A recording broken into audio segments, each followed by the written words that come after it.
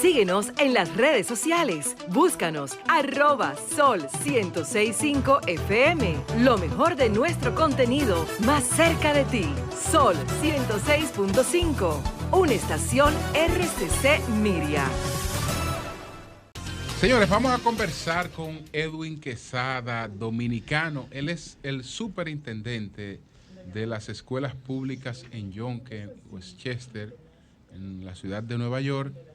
Y pues hay muchas posibilidades de que sea pues el canciller de educación en la ciudad de Nueva York. ¿Canciller es como un equivalente a ministro o a secretario? Debe ser. Sí, bueno, a él que nos dé una idea. Él que nos explique qué sería, qué es un canciller en la educación en Nueva York.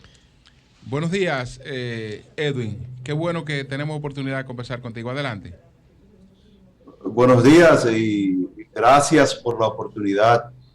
Para mí es un honor y un privilegio el poder conversar con ustedes esta mañana, donde en 24 horas comenzamos a celebrar el Día de Acción de Gracias en esta nación. Así es. Un canciller en la ciudad de Nueva York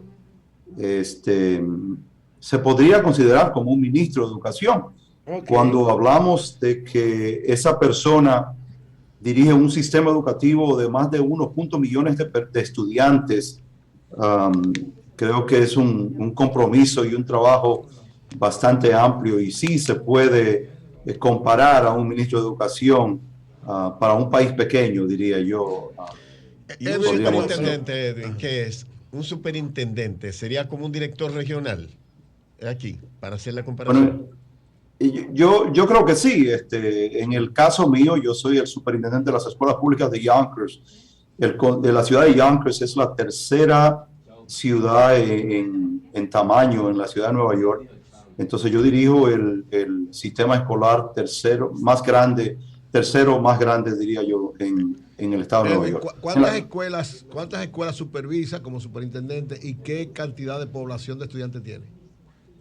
En este momento yo dirijo 40 escuelas, incluyendo un programa para adultos, que es básicamente exclusivo para personas inmigrantes aquí en esta ciudad.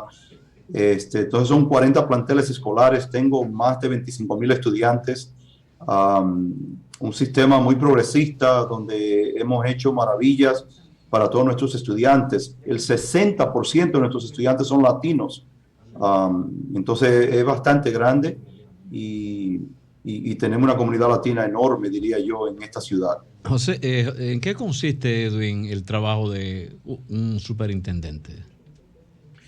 Bueno, como superintendente, en inglés decimos que yo soy el Chief Executive Officer de esta institución. Nuestro presupuesto es casi de $800 millones. Entonces se dirige no solo la educación, sino que se dirige a todo lo que ver con la organización. Entonces no tiene, yo no solo tengo que saber de educación, sino de cómo dirigir una empresa grande, diría yo, en estos momentos. A ver si yo entiendo. Entonces, en este caso, tú no tienes ningún superior en el área de educación allá en Yonkers. Tú eres la máxima autoridad. Bueno, siempre todos los sistemas escolares tienen una junta. Tengo una junta de 9 miembros que son los que trazan las pólizas del sistema escolar y son los que emplean al superintendente. Entonces ellos tienen un empleado y ese empleado soy yo.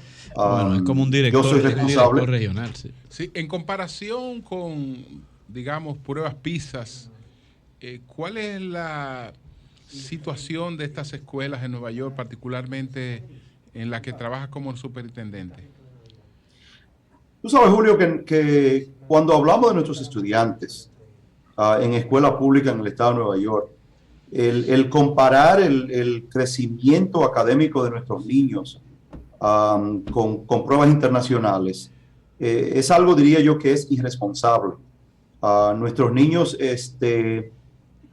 tienen muchas deficiencias. Nuestros niños tienen retos sociales, de familias, económicos que son enormes.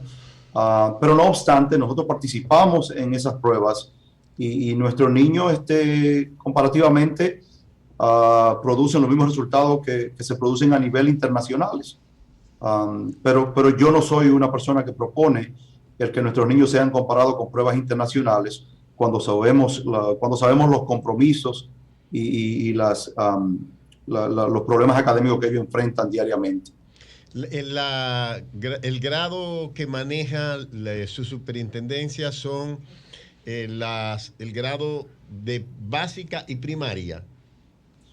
Yo tengo estudiantes desde el pre-kinder hasta el cuarto de bachillerato. Entonces para mí los niños comienzan a los 4 años. Algunos de ellos comienzan a 3 años y medio. Y la meta principal es poder graduarlo de escuela superior lo más pronto posible, diríamos yo, o a tiempo, después de los años concluidos en nuestros sistemas. Bueno, Edwin Quesada, Jonathan Liriano de este lado. ¿Cuál es el perfil que desde el Estado en Estados Unidos se busca producir en la escuela estadounidense? ¿Cuál es el tipo de ciudadano, el modelo de ciudadano? Y se lo pregunto tomando en cuenta que a veces entendemos que en Estados Unidos la formación le faltan componentes de humanismo y de cultura universal. Uno entiende desde fuera que el estadounidense ignora mucho lo que significa y el valor y incluso la cultura más allá del propio Estados Unidos. ¿Cuál es el perfil que construye la escuela estadounidense?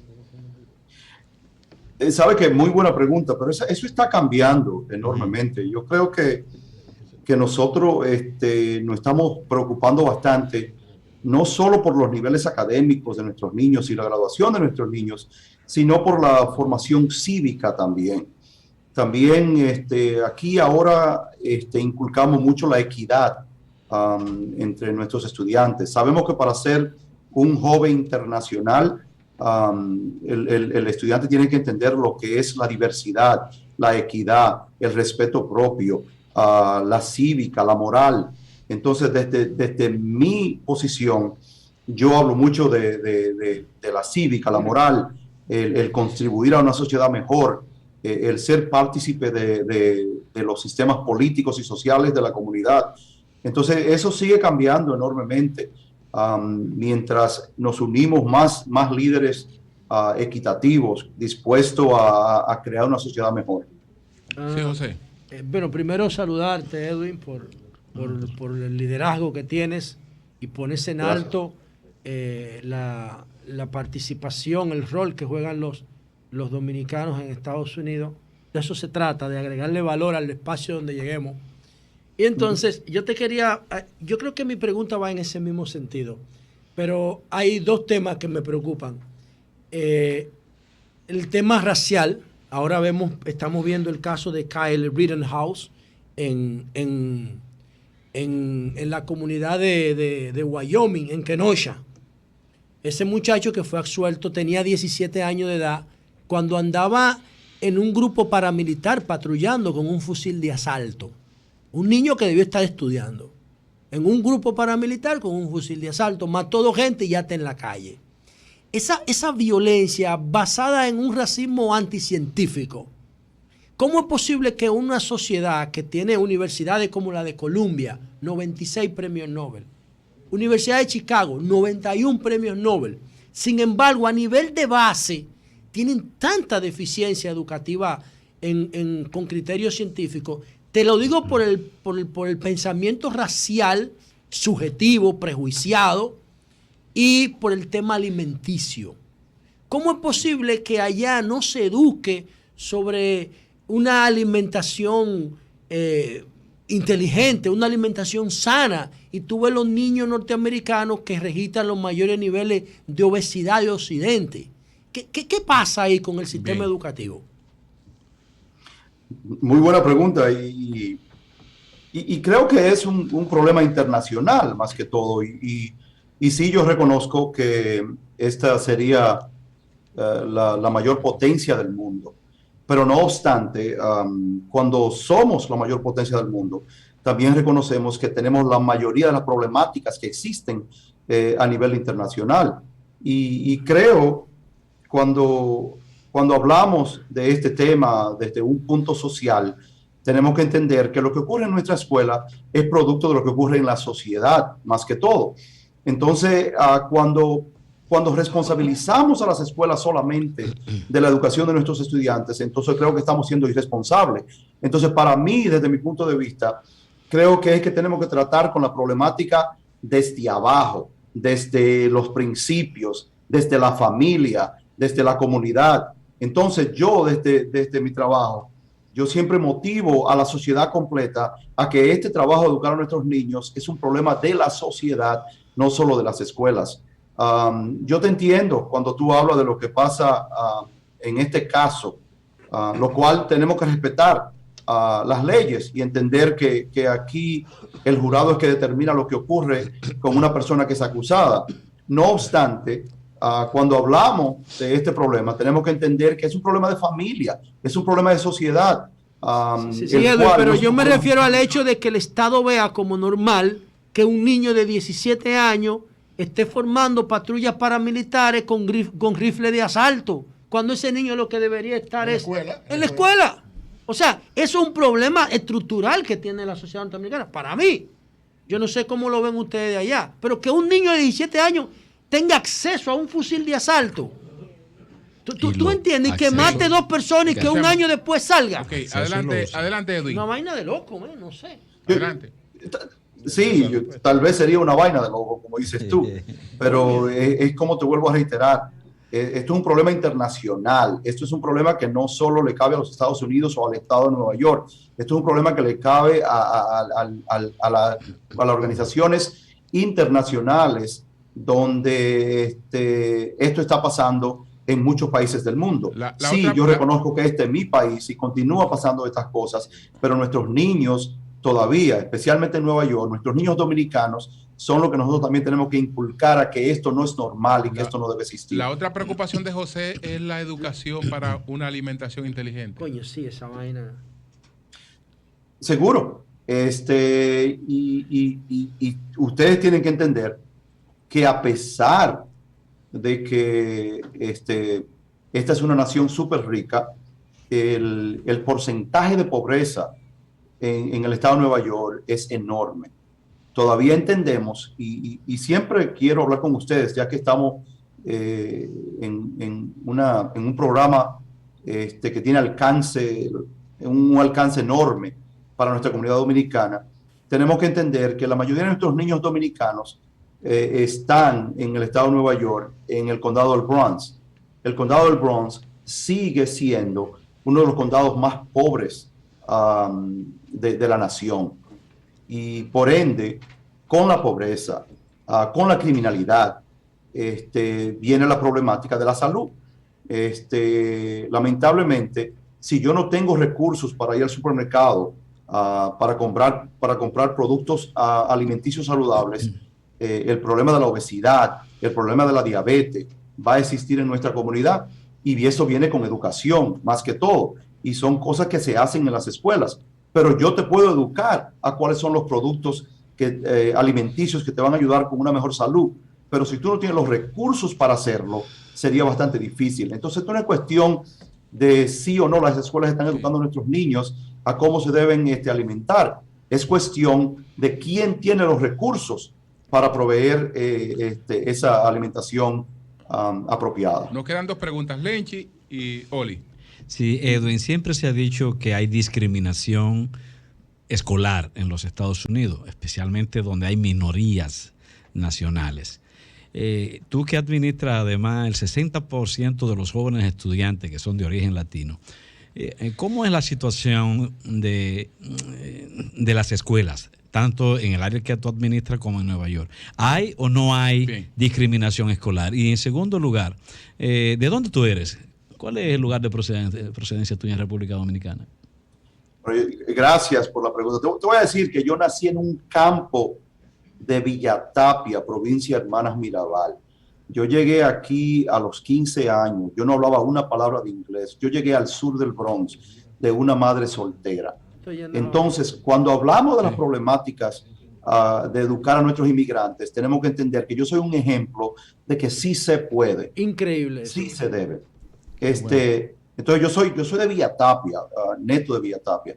Entonces cuando tú hablas de que si existe discriminación en la por ejemplo, en el educación, presupuesto de las escuelas, las escuelas donde hay minorías nacionales reciben menos presupuesto que las demás. Seguro, y es cuestión de poder político más que todo, lo cual tenemos que luchar por ese poder político, eso, particularmente. Sí, bueno, Poli. Edwin, precisamente mi pregunta iba en ese sentido. Es decir, Estados Unidos tiene mejor escuela donde hay mayor ingreso, porque también está asociado a la vivienda. Está asociado a la vivienda, al impuesto que la gente paga por la la vivienda. gente por habitar. Pero ¿tú crees que aquí un haitiano pueda llegar donde llegó? La selección de los estudiantes. Euli. Adelante, No sé. Uli. Un haitiano aquí Bueno, puede llegar. vamos a concluir con la pregunta. Pero y yo vamos a para saber desviar. si un porque haitiano tú aquí quieres desviar el puede tema. ser director de transporte, Bueno, por lo para menos. adelante. La Sí. selección del personal académico, del personal docente, ¿cómo ocurre? ¿Cómo se selecciona? ¿Cuáles son las prioridades académicas de las escuelas que dirigen? Pero para mí, aumentar el nivel académico es súper importante para mí. Yo corro un sistema con un 60% de estudiantes latinos y el nivel de graduación a tiempo de mis estudiantes en los últimos 5 años ha sido 85% o más. En los últimos años ha sido más de 90%. El nivel de graduación más alto que tiene cualquier ciudad urbana, yo diría que en la nación. Entonces somos un sistema educativo que está triunfando. Pero sí yo entiendo que la problemática continúa y sí yo entiendo que si tú tienes dinero para pagar los impuestos apropiados para las escuelas, tú compras mejores escuelas. Nuestros estudiantes dependen de los recursos del Estado y de lo que el Estado le provee a ellos. Y por eso es que tenemos que seguir luchando porque exista equidad en los recursos y cómo se deben educar nuestros niños. Entonces es un problema que tenemos que atacar desde el punto de vista académico, desde el punto de vista socioemocional, tratar con la pobreza y proveer los servicios que tal vez los padres no puedan proveer a nuestros niños en nuestras escuelas. Tenemos que seguir creando escuelas comunitarias que van a servir no solo a los estudiantes, sino a la comunidad por completo. Bueno, Edwin, un placer esta conversación contigo. Edwin Quesada, superintendente de escuelas públicas en Yonker, Westchester, y posible, ojalá que así sea, canciller de educación en la ciudad de Nueva York. Así que muchas gracias. Muchas gracias, Edwin. Increíble, señor. Muchas gracias. Increíble este ejemplo de Edwin. Gracias. Sol 106.5, con la mayor variedad de contenido, información, entretenimiento e interacción en una sola estación. Cobertura total, disponible para ti en la radio y en las plataformas digitales. Somos Sol 106.5, la más interactiva.